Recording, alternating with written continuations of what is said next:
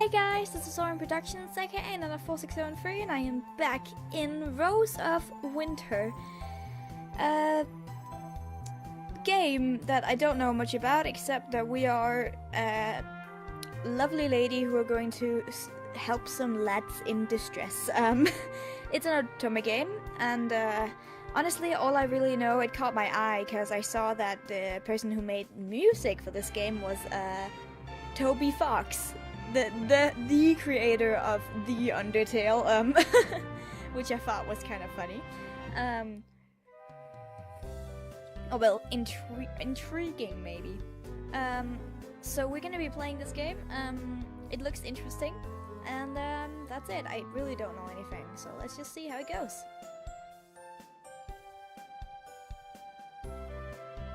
Yes, it's loading. Oh wow, fancy. Oh, please don't be like an ages long loading time. Oh, no, thank you.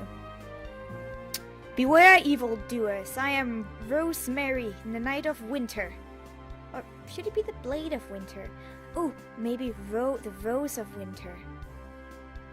Doesn't that sound impressive? You know, a symbol of hope bursting through the ice? That's good, right? I mean, it's not too completely embarrassing, is it? Oh, well, I'll figure out a good knightly sounding title someday. My actual name is Rosemary, which isn't very knightish. And as for the Blade of Winter thing, well, I'm in a place where it's been snowing a lot, and, you know, to be honest, I think it sounded cool. I just think it sounds cool. Cool stuff doesn't have to make sense, right? Anyway, about a year ago, I left my family's farm to fulfill my destiny and become a knight. Sounds pretty amazing, right? I thought so too. So far, I've only been doing odd jobs for gold wherever I can find them. I've slain the occasional beast and rescued plenty of cats from trees. It's not exactly what I expected, but at least I'm making a living. Guess that makes me more of a mercenary than a real knight. But hey, I've got a cool suit of armor and my trusty sword, so I'm almost there. I hate to admit it, but it's harder to become a knight than I thought. I'll keep trying, though. My travels eventually brought me to this tavern at the foot of Mount Needle. You wouldn't know it from how cozy it is in here, but the mountain outside is super dangerous. I kinda like the feel of this game, like the art. I really think the art is adorable. Mount Needle, so named after the freezing winds that pierce your very skin, crawling with deadly beasts that hunger for human flesh. Only the bravest of the brave dare to venture here. Doesn't that sound like the perfect place to be for an aspiring knight to find her destiny? Oh, I'm so excited! Anyway, now that I'm here, I gotta find a job, and fast. I spent the last of my gold getting a room at this tavern. Planning ahead isn't exactly my strong suit. Luckily, the tavern has plenty of postings for mercenaries. I mean knights, like me! Excuse me. Get up. I'm sitting in a very awkward position right now, trying not to fuck with the mic at the same time as trying to sit comfortably. It shouldn't be hard to find a job here. See, beyond Mount Needle lies Starlight City, one of the most beautiful and preposterous places in the world. People from all kingdoms gather there for the most important business. To get there, you can travel either by boat for days on end or take the shortcut over the deadly mountain. Most people take the long way around, but it just so happens that there are 4 princes of different kingdoms here at this tavern now. Each of them has urgent business in Starlight City and needs to take the shortcut, however dangerous it might be. They'll need an escort to make it across. That's where I come in. I may not be great at planning, but I've got good instincts, a huge sword, and more than enough strength to use it. I can get a prince across the mountain with my eyes closed, I think. So let's see, the 4 princes are... First, Falconer, the Prince of the Fae. I've heard a little about him. He's supposed to be all dashing and elegant, the perfect gentleman. But they're also Fae are also supposed to be really tidy? I mean, I've never met one, but that's what I hear. How is he going to handle crossing a treacherous mountain? Well, I guess it's my job to figure that out. The next is Prince Ecklandir of the Southern Kingdom. He's pretty young, like a little kid. The job posting came from his caretaker who's traveling with him. I don't like to judge based on looks, but, doesn't he look kinda like a scruffy drifter? Should a guy like that really be taking care of a kid? I wonder what the story is there. He didn't even post his name. Third is Prince Tyrone, Prince of Dragons, who's kinda scary, but he's actually a real dragon. The job posting says he's a fire dragon, so he doesn't do well in cold weather. He has to take a human form to save energy, so he's really weak and needs lots of help getting across the mountain. Oh, well, in that case, this shouldn't be too bad. And anyway, knights deal with dragons all the time, don't they? This should be a piece of cake. Finally, there's Prince Kuya of Moon Forest. To be honest, I'm more scared of him than the dragon. His kingdom is really isolated, so no one knows what his people are like. But the stories say they're barbaric. They're all barbaric, fierce hunters with giant claws and fangs like wild beasts. Still, if he's here asking for help like anyone else, he can't be that bad, right? Okay, so then maybe there was more jobs than just these 4, but these guys seem super interesting to me. And by interesting, I mean hot. Look, don't judge me. I've been traveling all alone for so long. I've always dreamed of a fairy tale romance. Aw. It's not like I really expect anything to happen. Never even had a boyfriend before. But maybe this time. And anyway, enough of this embarrassing stuff. I gotta hurry and pick a prince already. Oh, we have to pick from the beginning? Holy fuck, I don't even get to know them? No! Oh, come on, we gotta date a dragon. Come on!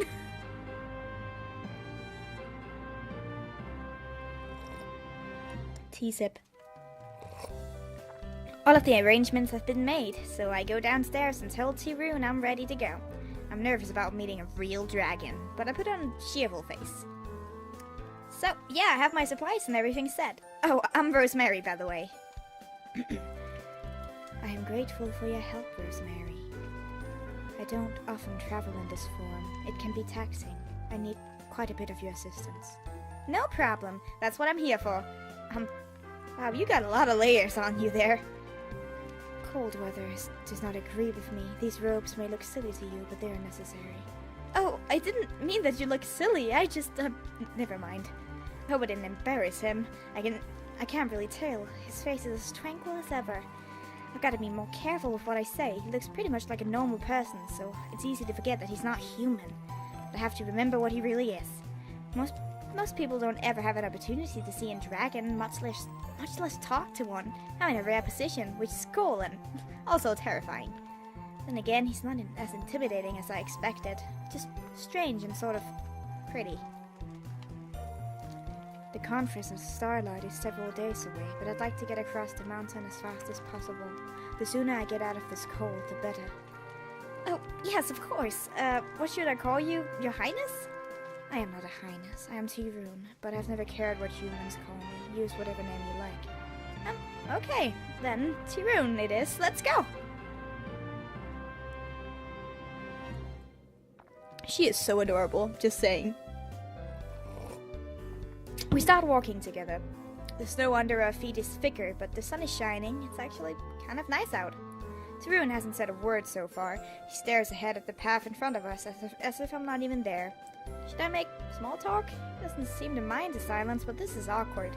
What do dragons talk about, though? I guess I'll have to wing it and hope something sticks. I've never met a dragon before. Besides you, obviously. Pretty decent weather, right? For a frozen mountain of death, that is. You know, for a fire dragon, you're good at giving the cold shoulder. That was meant to amuse me, I suppose. Yeah, I guess so. Wow, good one, Rosemary. Very smooth. We walk in silence for a few minutes longer. But a knight doesn't give in that easily. There's gotta be something he'll talk about.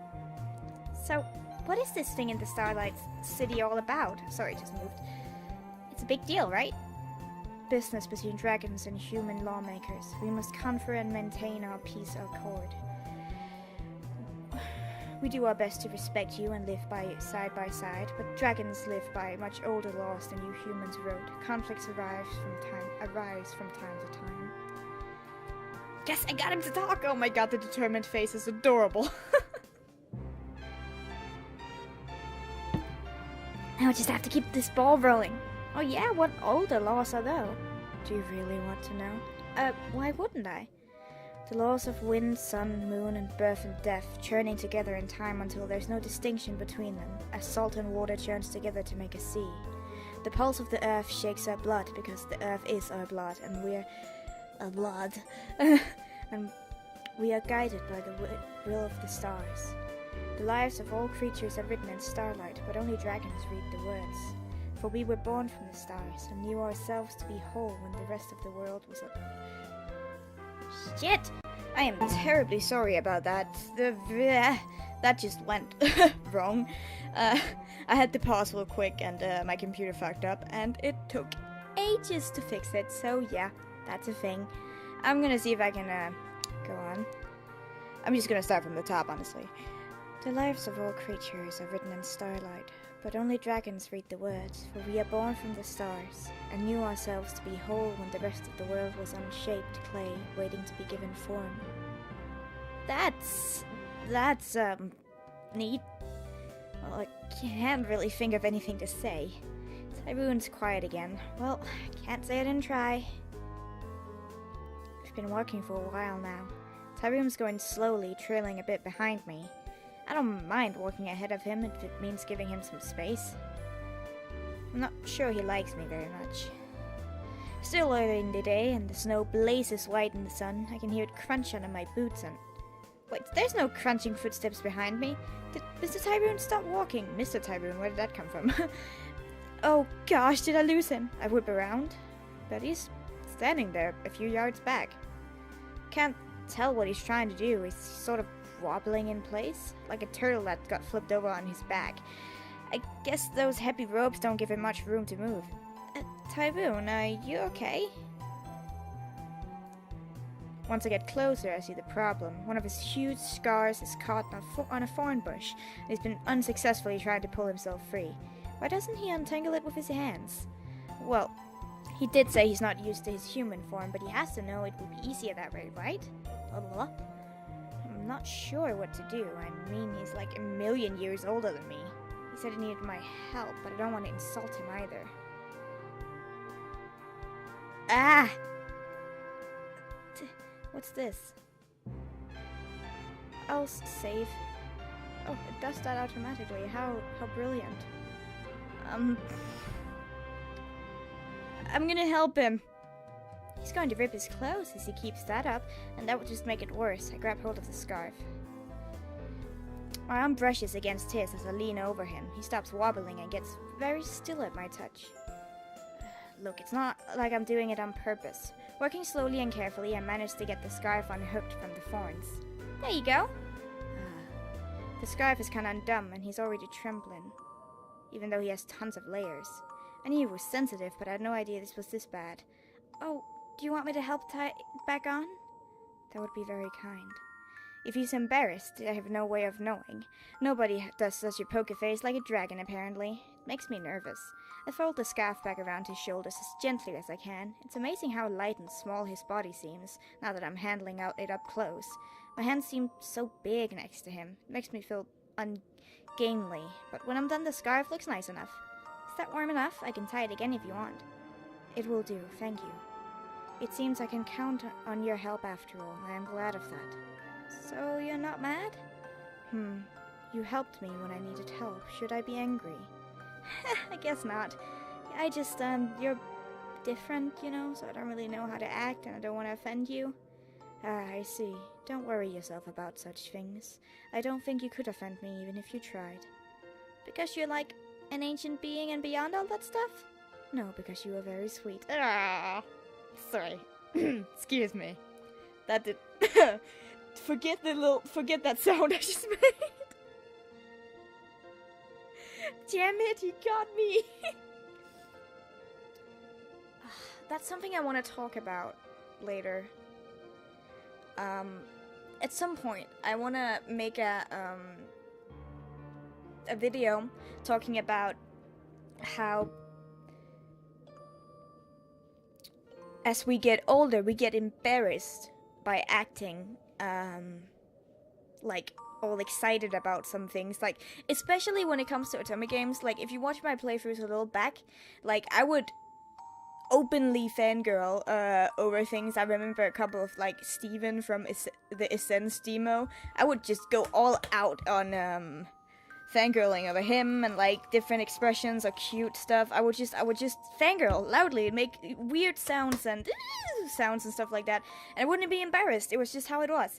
And, like, as I've gotten older, as soon as it, like, comes forth, these reactions, I immediately push them back, which is a very interesting concept, I feel. I don't know why. Like, maybe I should start talking about how fangirling grows up with us or something. Because it's very interesting, because, yeah, that's a topic I want to talk about at some point, because it's something I've realized I've been doing for a long while, but it's not something I consciously do. Like, push it back, it's just, I don't know, it's very interesting. But I don't want to catch myself. I want to be as genuine as possible, so yeah, that was adorable, he got me. Right, sorry, that was off track. Oh, thank you. Anyway, don't worry about the scarf. Happens to the best of us. Sort of. Can I ask, though, didn't it occur to you to just use your hands? I don't feel comfortable using them. Thorns are so sharp, and these fingers seem so very frail and new. Oh, sure, you can tell hands like these have never seen a day's work. Without thinking it, I take his hand in mine. Ooh. My own fingers are thick and calloused like the rest of my body, large. His hands are soft, long and soft and smooth. They're dusted with white scales and look delicate and fragile, like glittering jewelry. A strange observation, but I suppose you are correct. I have no need to bustle about. I can keep myself busy as you humans seem to. Oh my gosh, I just grabbed his hand without thinking, without even asking. Sorry, just getting the sound up a little. I want to listen to the music. What an earth is the matter with me? I drop it like a hot potato. Sorry, gosh, I'm so thoughtless sometimes. Why apologize? Your hands are warm, it feels nice. We dragons live mostly in isolation. Human touch is a curious novelty. He reaches up to touch my face, my heart starts to flutter around like a trapped bird. However, he seems to think better of it and withdraws. If you are sensitive to such things, I will respect your boundaries as you respect mine. With that, Tyrone tucks his hands back under his ropes and moves on. I stand still for a moment, watching him. I haven't quite calmed down yet. It's snowing harder now, which makes it more difficult. Makes the going more difficult. Holy shit, this sentence. All his bundled up layers give him an awkward, ungainly shape. There's something in his calm certainty that gives him dignity, even beauty, as he makes his way through the ice. At least until he gracefully trips. At least until he trips gracefully. I want to see that so bad. Sorry. Trips and falls flat on his face. Goodness, are you okay? I rush over to help and propping him up and brushing away some snow and ice. I am not used to this form. It's like being a fledgling again.